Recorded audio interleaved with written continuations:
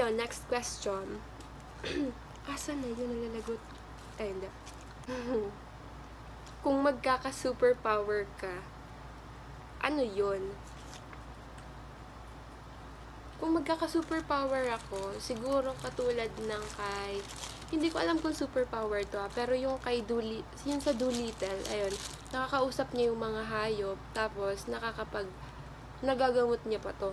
So, yun yung gusto kong, halimbawa, superpower, basta superpowers yun eh. Ayun, ganon, yun yung gusto. Ayun. Next question.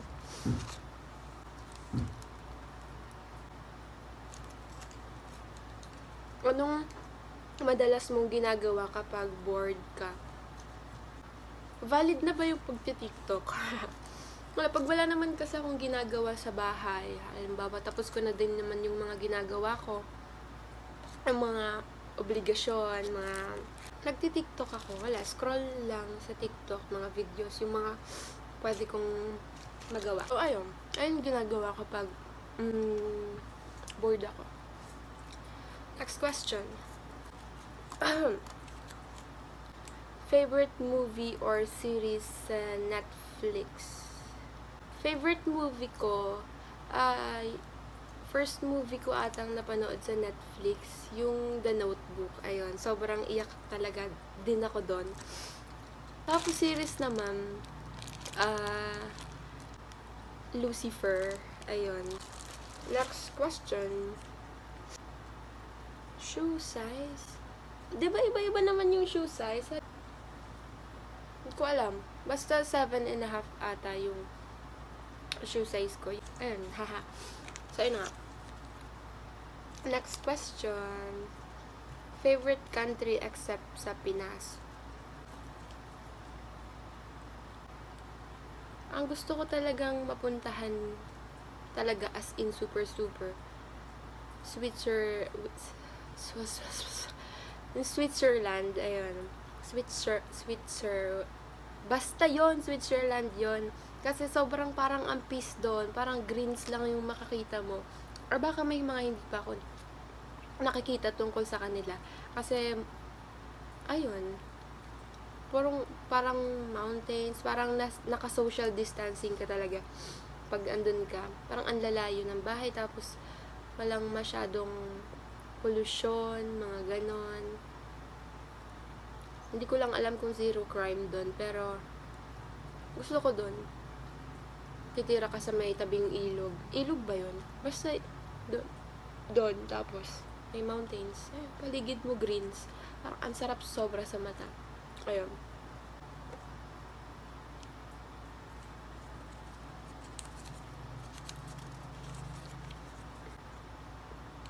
Favorite Philippines destination? Favorite Philippines destination? Ano? Parang katulad ng Switzerland din, gusto ko mapuntahan. Hindi ko pa siya favorite, pero parang yun yung gusto ko mapuntahan, yung Batanes. Ayan, Batanes. Kasi puro greens din siya, puro mountains, tapos gusto ko mapuntahan yung Honesty Cafe ba yun? Ayun. Next question, pero try natin tong spicy chicken na to.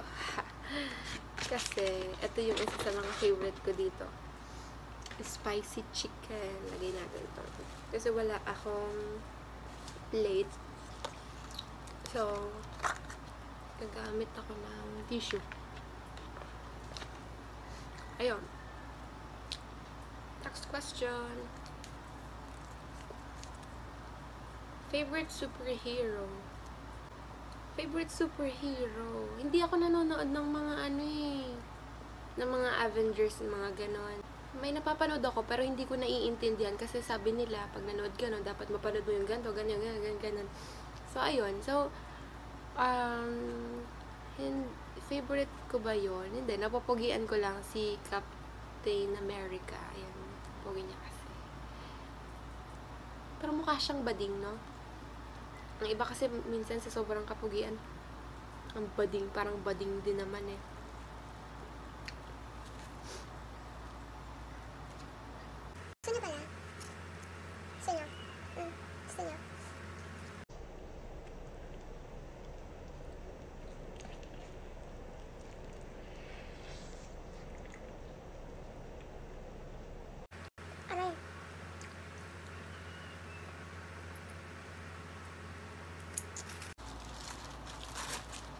Next question. Ang dami pa. Dami pa naman kakain. Do you love spicy foods? Parang hindi. Parang hindi ko talaga siya love. Ayoko ng spicy talaga. Sobrang ayoko ng spicy. Ayoko. Ano ba yun? Ano ba yung spicy? Ano ba yun? Parang, sabihin nga kung ano yung spicy. Anong spicy? Sobrang gusto ko ng spicy food.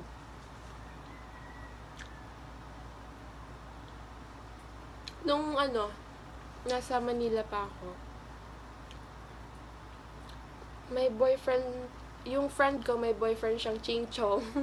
Tapos, sinama niya ako, dapat magde-date sila eh, hindi ko alam. Hindi naman siguro date yun, parang kakain lang.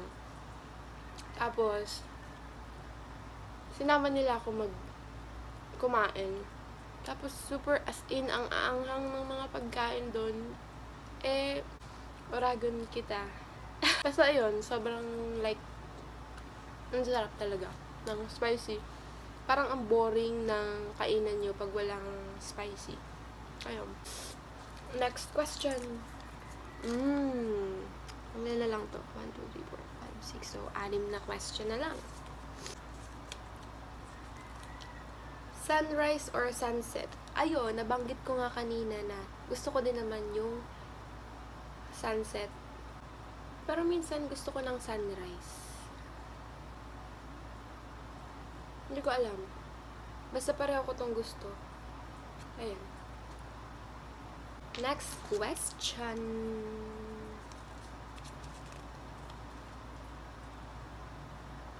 Moto. Hindi naman to question eh. Anong moto? Mama mo to. Charot. Family first? Oo. Lagi naman. Ayun. Next.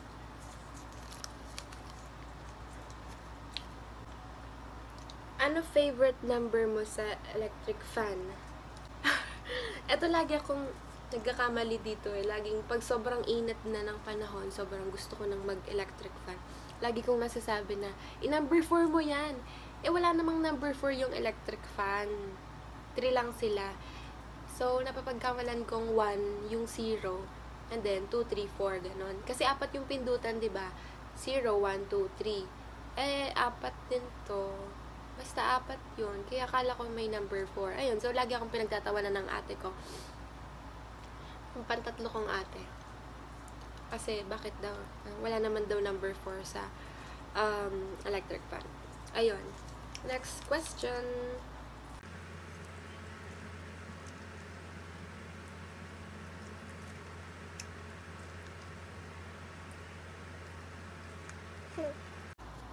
Kung makakapag-time travel ka, kailan at saan ka pupunta?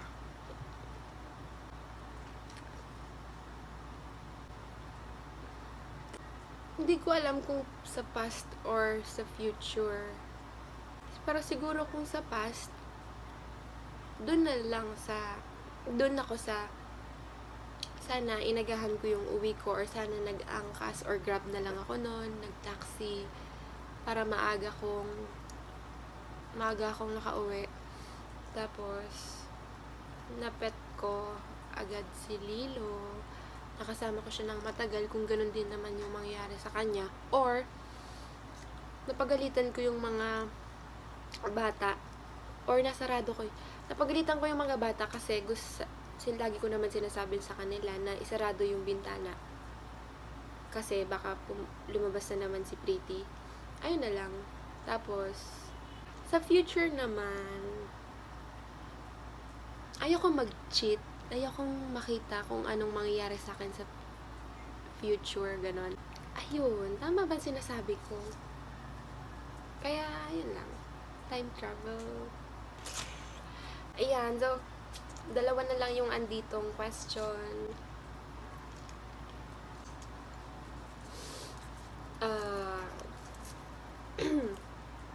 Galing ka ba sa math?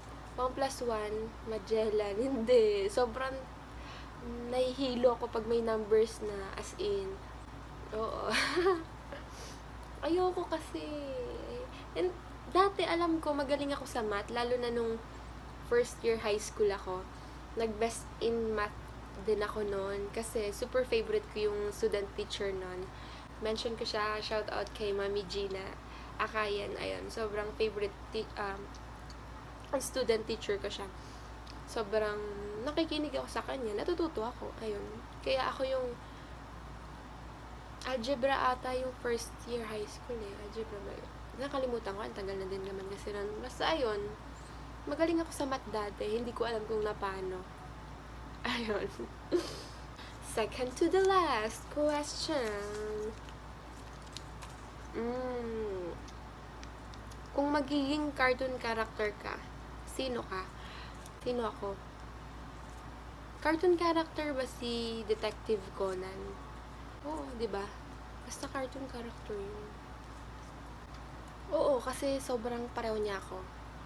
Wala kang matatagong secret sa akin. Lahat palalaman ko sa'yo. Charot. Sobrang kasi ang talino niya. Basta nasusolve niya yung crime na nangyayari.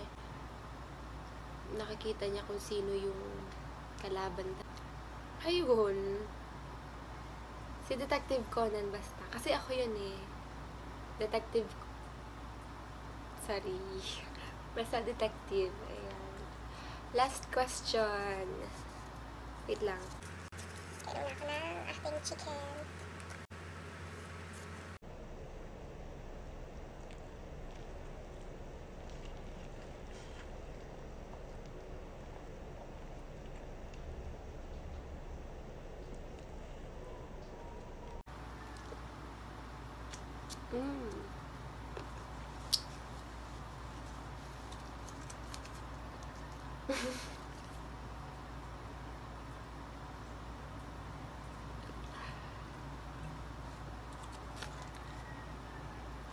Paano ko to sasagutin? Pwede ba to pang bata?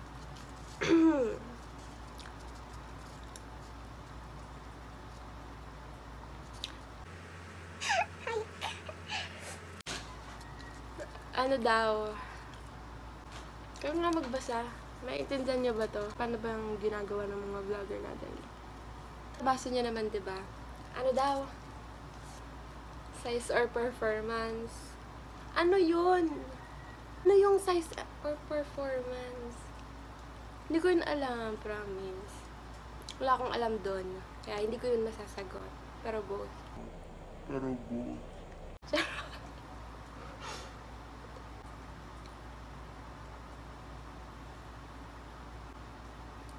Siguro kasi sabi naman nila, size doesn't matter. Sila yun. Diba, girls? Diba, pes? Size doesn't matter. Napakaswerte mo pag meron kang dalawa. Dalawa yon, yung size or performance. Hindi dalawang, alam mo na. Ayun. So, ayun nga. Dito nagtatapos ang aking vlog. Ayan. Sana may natutunan kayo tungkol sa akin. Mga kaartehan sa buhay. Sana, ito din. Kung may pets kayo, alagaan nyo ng mabuti. Ayan. Huwag nyo spoiled, pero at least man lang, alagaan nyo. Yun lang. Sundin nyo yung mga parents nyo kasi bad yung hindi. Ako lagi akong sumusunod sa parents ko. Ayun. Kasi takot ako sa kanila. Kasi love ko din naman sila. Ayokong hindi disappoint sila. Basta ayun lang. Love your parents. Ayan. Huwag kayong bastos. Huwag yung sinasagot-sagot yung parents nyo. Sobrang sarap nito, promise. Summer tea, bakakay. Ayun. Ayan, shout out sa ate ko dyan. May naharbat lang naman akong t-shirt mo. Basta ayun lang. So, thank you for watching. Bye-bye!